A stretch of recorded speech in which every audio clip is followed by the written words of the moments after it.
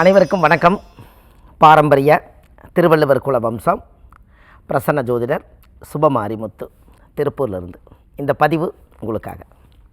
இன்றைக்கு ஒரு அற்புதமான ஒரு தகவல் என்ன அப்படின்னு கேட்டிங்கன்னா, இந்த உலகத்தில் சித்தர்களை பற்றி வரக்கூடிய தலைமுறைகள் நிறைய தெரிஞ்சுக்கணும். நம்ம முன்னோர்கள் இந்த காலத்துல எல்லாம் நாம் பிறக்காததுக்கு முன்னாடி நம்ம சித்தர்களெல்லாம் பிறந்து மனிதனாக இருந்து மகானாக மாறினாங்க, மகானாக இருந்து தெய்வமானாங்க. இன்றைக்கி நம்ம அவங்களத்தான் வணங்குறோம். அப்போது ஒவ்வொரு சித்தர்கள் இந்த உலக மக்களுக்காக தியாகம் செய்திருக்காங்க. அந்த சித்தர்களெல்லாம் எங்கெங்கே இருக்காங்க, அவங்கள போய் நம்ம வணங்கினா என்ன பலன், இதெல்லாம் ஆத்மார்த்தமாக நீங்கள் தெரிஞ்சுக்கணும். ஏன் அப்படின்னா, இந்த உலகத்தில் நாம் தெரிஞ்சுக்கலைன்னா கடைசி காலத்து வரைக்கும் இந்த உலகத்தில் நாம் பிறவி எடுத்து இவ்வளோ ஒரு தர்ம காரியங்கள் செய்து நிறைய புண்ணியத்தை சேர்த்தறக்கு சித்தர்களுடைய வழிமுறையில் போனால் மட்டும்தான் நம்ம வாழ்க்கை ரொம்ப நல்லாயிருக்கும். அதில் எத்தனையோ 18 சித்தர்கள் இருக்கிறாங்க, 33 கோடி தேவர்கள் இருக்காங்க, 4000 8000 கோடி ரிஷிமார்கள் இருக்காங்க. இவங்கெல்லாம் ஒவ்வொரு மூலையில் உட்கார்ந்து எதற்காக தவம் செய்தாங்க அப்படிங்கிறத பற்றியும் இந்த சித்தர்களுடைய பாரம்பரியத்தை பற்றியும் இன்றைக்கி நம்ம பார்க்க போகிறோம். இப்போது ஒரு உதாரணம், கொங்கண சித்தர். இந்த கொங்கண சித்தர்னால் யார், இது நீங்கள் தெரிஞ்சுக்கணும் இல்லையா? இந்த கொங்கண சித்தர் வாழ்க்கையில் இவர் எதுக்காக தியாகம் செய்தார், இந்த கொங்கண சித்தரை போய் வணங்கினா நம்மளுக்கு என்ன பலன், அது நம்மளுக்கு தெரியணும் இல்லையா? அவர் என்ன அப்படின்னு கேட்டிங்கன்னா, கொங்கண சித்தருடைய வரலாறு நம்ம தெரிஞ்சுக்கிறதுக்கு முன்னாடி முதல் நம்ம ஆத்மாத்மா அவங்கள கொங்கண சித்தரை நீங்கள் இந்த பதிவை பார்க்கும்போது நீங்கள் அவரை ஒரு முறை நீங்கள் மனசார வணங்குங்க, இந்த ஒரு ஆத்மாத்மா கும்பிடுங்க. உங்களுக்கு அதுலேயே அவர் வீட்டுக்கு குடியிருப்பார். ஏன் அப்படின்னா, இந்த கொங்கண சித்தருடைய பாரம்பரியம் என்ன அப்படின்னு கேட்டால், இந்த சித்தருடைய வரலாறு எங்கே இருக்குது, இந்த சித்தர்னால் நம்மளுக்கு என்ன பலன் அப்படிங்கிறத அவருடைய வாழ்க்கையில் செல்வமும் புகழும் வேணும்னு தவம் செய்தார். செல்வமும் புகழும் வேணும்னு தவம் செய்தார். அப்போ பாருங்கள், இந்த உலகத்தில் யாராரோ சித்தர்களெல்லாம் ஒவ்வொருத்தர் இந்த உலகத்தில் மக்கள் என்ன தேடி வருவாங்கங்கிறத அவர் முதல்ல ஆதி காலத்திலேயே என்ன பண்ணியிருக்காருன்னா, இந்த உலகம் பணத்தை தேடி ஒரு நாள் ஓடும், நகையை தேடி ஒரு நாள் நகையை பற்றி தேடி ஓடும். அதுக்கு நாம் இப்போவே நம்ம தியானம் செய்து வைக்கணும்னு சொல்லி செல்வமும் புகழும் வேணும்னு தவம் செய்தார். இந்த செல்வமும் புகழும் தவம் என்னென்னா, அப்போ இவர் என்ன பண்ணுறாருன்னா 800 வருஷம் மலையில் தவம் தலையில் பண்ணுறார். 800 வருஷம் மலையில் தவம் செய்கிறார். என்னென்னு தவம் பண்ணுறாரு, இந்த மாதிரி இந்த உலக மக்கள் ஒரு காலத்தில் செல்வம் வேணும், பணம் எனக்கு வேணும், அதுக்கு அடுத்தது எனக்கு நகை தங்கம் வேணும் அப்படின்னு தவம் பண்ணி எல்லா மக்களும் இது எல்லாம் எதிர்பார்ப்பாங்கன்னு அவர் அட்வான்ஸாகவே அவர் தியாகம் செய்கிறார், ப்ளஸ் தியானம் செய்கிறார். இதெல்லாம் பண்ணி முடிச்சுட்டு 800 வருஷம் தவம் பண்ணிவிட்டு அவர் எங்கே கரெக்டாக போகிறாருன்னா, திருப்பதியில் ஜீவசமாதி ஆகிறார். திருப்பதி வெங்கடாஜலபதி கோயிலுக்கு கீழே ஜீவசமாதி ஆகிறார். இந்த ஜீவனுடைய உயிர் சக்தி என்ன ஆகுது அப்படின்னா, அந்த திருப்பதி பூரா அந்த இறையாற்றல் பூரா அந்த மலையை சுற்றி இருக்குது. அதனால் கொங்கண சித்தர் மலைங்கிற பேரே அந்த இறையாற்றல் எல்லாம் உருவாகி அந்த மலைக்கு மேலே தான் திருப்பதி வெங்கடாஜலபதி இருக்கார்.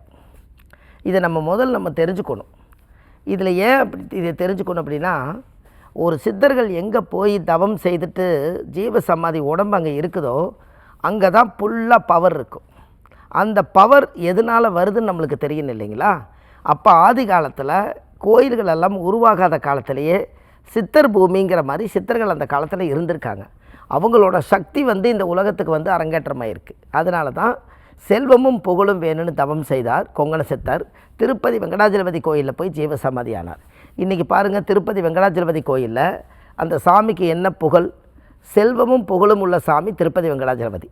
அப்போ இவங்க தியானம் பண்ணினதுக்கும் அந்த சாமிக்கு செல்வம் டெய்லி சேருது, பணம் தினமும் சேருது. எங்கேயோ இருந்து மக்கள் வர்றாங்க, கோரிக்கை வைக்கிறாங்க, தங்கத்தை உண்டியில் போடுறாங்க, செல்வத்தை உண்டியில் போடுறாங்க. அப்போ இந்த செல்வமும் புகழும் வேணும்னு சொல்லி தவம் பண்ணின கொங்கண சித்தருடைய இன்க்ரீஸு அதோட அதிகமான பலன் அந்த திருப்பதியில் போனால் நீங்கள் பார்க்கலாம். அப்போது இதுக்கு மூலம் யாருன்னு கேட்டால் கொங்கண சித்தர். இந்த 18 சித்தரில் கொங்கண சித்தர் தான். இந்த கொங்கண சித்தருடைய பவர் என்னென்னா, இந்த திருப்பதி வெங்கடாஜலபதியுடைய சக்தி வந்து ரொம்ப பவர்ஃபுல். அதில் தான் அவர் தியானம் செய்தார். அதாவது தியானம் செஞ்சார். நீங்கள் வாழ்க்கையில் ஒரு முறை கொங்கண சித்தர் மலைக்கு நீங்கள் போகணும். அது எங்கே இருக்குது தெரியுமா உங்களுக்கு? அதாவது திருப்பூர் பக்கத்தில் காங்கயம்ங்கிற ஒரு ஊர் இருக்குது.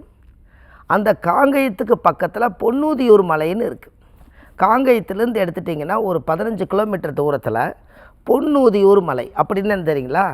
அவர் அந்த ஒரு சித்தர் மூலிகையை தங்கமாக்கி அவர் பொன்னூதியூர் மலைன்னு பேர் வச்சுக்கிறார். அந்த காலத்திலே சஞ்சீவி மலை அந்த ஊரில் இருந்திருக்கு. அந்த சஞ்சீவி வேர் அந்த காலத்திலே மூலிகையால் இருந்திருக்கு. அந்த சஞ்சீவி மூலிகை இருக்கக்கூடிய இடம்தான் பொன்னூதியூர் மலை. இந்த பொன்னூதியூர் மலையில் பார்த்தீங்கன்னா சந்திரகாந்த கல் அந்த சாமியோட சித்தருடைய கோவிலில் மேலே இருக்குது. இந்த சந்திரகாந்த கல் இருக்கிறனால என்னென்னு கேட்டிங்கன்னா, இந்த சந்திரன் என்பது மதி, சந்திரன் என்பது மனசு. பௌர்ணமி அன்னைக்கு இன்றைக்கி அந்த கோவிலில் பார்த்திங்கன்னா மூலிகை ரசம் கொடுக்குறாங்க. மூலிகை ரசம். இந்த மூலிகை ரசம் என்னென்னா, அந்த மலையில் விளையக்கூடிய சக்தியுள்ள மூலிகையெல்லாம் எடுத்துகிட்டு அவங்க அரைச்சி அவங்க இடித்து அவங்க இரவு பௌர்ணமி அன்னைக்கு அந்த சித்தரோட ஆசீர்வாதத்தில் அந்த இரவில் அந்த மூலிகையுடைய ரசத்தை கொடுக்குறாங்க. அந்த ரசம் இனிப்பு, துவப்பு, புளிப்பு, கசப்பு, காரம், உப்பு எல்லாம் சேர்ந்து அறுசுவை ப்ளஸ் 6 சுவை உள்ள அந்த மூலிகை ரசத்தை கொடுக்குறாங்க. நம்ம உடம்பில் என்னென்ன நோய்கள் இருக்குதோ அந்த நோய்களுக்கெல்லாம் அந்த ஒரு டம்ளர் வாங்கி அந்த மூலிகை ரசத்தை குடித்தா இந்த உடம்பில் என்ன நோய் உற்பத்தி ஆகும்னு நம்ம நினைக்கிறோமோ அந்த நோய் பட்டு போகுது. அது சுத்தமாக குணமாகுது. அதுக்கு அந்த பௌர்ணமி அன்னைக்கு மேலே மலை மேலே அந்த ரசம் மூலிகை ரசம் கொடுக்குறாங்க. கொஞ்சம் மேலே மலை மேலே தான் போகணும். அந்த சித்தரை பார்க்கணுன்னா, நீங்கள் கொங்கண சித்தரை பார்க்கணுன்னா குறைஞ்சது நிற்காமல் போனால் ஒரு 15 நிமிஷம் அல்லது ஒரு அரை மணி நேரத்துக்குள்ளே நீங்கள் அந்த மலைக்கு மேலே போயிடலாம். சின்ன மலை தான், ஆனால் ஒரு காட்டு பகுதியாக இருக்கும். உங்களோட பாதுகாப்பு ரொம்ப முக்கியம். பௌர்ணமி அன்னைக்கு இன்றைக்கும் பார்த்திங்கன்னா அந்த சித்தரை பார்க்குறக்காக நிறையா பேர் போய் கரெக்டாக பௌர்ணமிக்கு அவங்கள பார்க்காம இருக்கவே மாட்டாங்க. ஏன்னா நிறையா நாள் போகிறவங்க அவர் பௌர்ணமி மட்டும் தவற விட மாட்டாங்க. அந்த கொங்கண சித்தர் அந்த கொங்கண சித்தரை மேலே மூலிகை திண்ணூரை போட்டு பூஜை பண்ணி அதையும் அந்த மூலிகையும் அந்த ₹1 காசும் அந்த மூலிகை திண்ணூரும் செல்வம் உங்களுக்கும் வரட்டுன்னு சொல்லி அந்த மூலிகையில் ₹1 வச்சு எல்லாத்துக்கும் கொடுக்குறாங்க. இன்றைக்கி நீங்கள் பார்த்தீங்கன்னா அந்த கொங்கண சித்தருடைய மலையில் அவ்வளோ பெரிய சக்தி பாருங்கள். கொங்கண சித்தர் என்ன அப்படின்னு கேட்டிங்கன்னா, அவர் தியானம் செய்திருக்கார். இந்த தியானம் செய்யும்போது கொக்கு இந்த இடத்துல ஆகி போயிடுச்சு. இந்த கொக்கு ஆகி போனோன்னே அப்படின்னு ஒரு பார்வை பார்த்துருக்காரு. கொக்கு பொசிஞ்சு கீழே விழுந்திருக்கு. அதனால தான் அந்த கொக்கு இவ்வளவு தூரம் ஆனதுக்கு காரணம். அப்போ இவர்கிட்ட அவ்வளோ பவர் இருந்திருக்குது. இதோடவே போய் வள்ளுவர் வாசகி வீட்டில் போய் சாதம் கேட்டிருக்காரு. கொஞ்சம் நேரம் ஆகும்ப்பா, அவசரப்படாதேன்னு சொல்ல அங்கே ஒரு முறைச்சிருக்காரு. அங்கே முறைச்சொன்னி வாசகி அம்மா சொல்லிச்சான், கொக்கென்று நினைத்தாயோ கொங்கணவான். அப்படி வந்தது தான் அந்த பேர். அப்போ உடனே என்னடாது, நம்ம வாழ்க்கையில் இன்றைக்கு வரைக்கும் கொக்கை எரிச்சது இந்த அம்மாவுக்கு எப்படி தெரியும் ஹிஸ்ட்ரி எடுத்து போய் பார்த்தா அது வள்ளுவருடைய மனைவி வாசகி. அப்போ வள்ளுவரோட ஹிஸ்ட்ரி எடுத்து பார்க்கும்போது 1330 குறளும் எழுதியிருக்காரு இந்த உலகத்துக்காக. அதை முதல் முறையாக கொங்கண சித்தர் படித்ததுக்கப்புறம் வியந்து போனதுனால இந்த உலக மக்கள் நலனுக்காக நம்ம எதையாவது ஒன்று செய்யணும்னு சொல்லி அந்த கொங்கண சித்தர் 18 சித்தரில் ஒரு சித்தர். அவர் மெயினாக அவருடைய உடம்பு ஜீவ சமாதி எல்லாம் திருப்பதி வெங்கடாஜலபதி. அவர் தவம் செய்தது பொன்னூதி மலை. கண்டிப்பாக வாழ்க்கையில் ஒரு முறை மனித பிறவி எடுத்ததுக்காக இந்த சித்தர்களுடைய மண்ணை மிதித்தா நம்மளுடைய கர்மா குறையும். அதுக்கப்புறம் கடன் தீரும், வாழ்க்கையில் நீங்கள் நல்லா இருப்பீங்க, நினச்ச காரியங்கள் கைகூடும். எல்லாத்துக்கும் சேர்த்தித்தான் அவர் சித்தி பண்ணி வச்சதுனால தான் சித்தர் என்று பேர். அதனால் கண்டிப்பாக நீங்கள் போயிட்டு வாங்க, நல்லதே நடக்கும் என்று சொல்லி எல்லாமே இந்த ஆதிகால பரிகார புத்தகம் எழுதியிருக்கேன். மக்களுக்கு இது பயன்படக்கூடிய புத்தகம். இந்த புத்தகம் மிகப்பெரிய ஒரு வரலாறு. இந்த உலக மக்கள் நலனுக்காக இந்த புத்தகம் எழுதியிருக்கேன். இந்த புத்தகத்தில் எத்தனை பரிகாரங்கள் இருக்குதுன்னு கேட்டிங்கன்னா 1736 பரிகாரங்கள் கொண்ட பெரிய புத்தகம் A4 சைஸு. கீழே போயிட்டு இருக்க நம்பருக்கு கால் பண்ணிங்கன்னா வீட்டுக்கே இந்த புத்தகம் கிடைக்கும். அதில் உங்களுக்கு என்னென்னா, அது இல்லாமல் நம்ம ஜோதிடம் பார்க்குறோம்.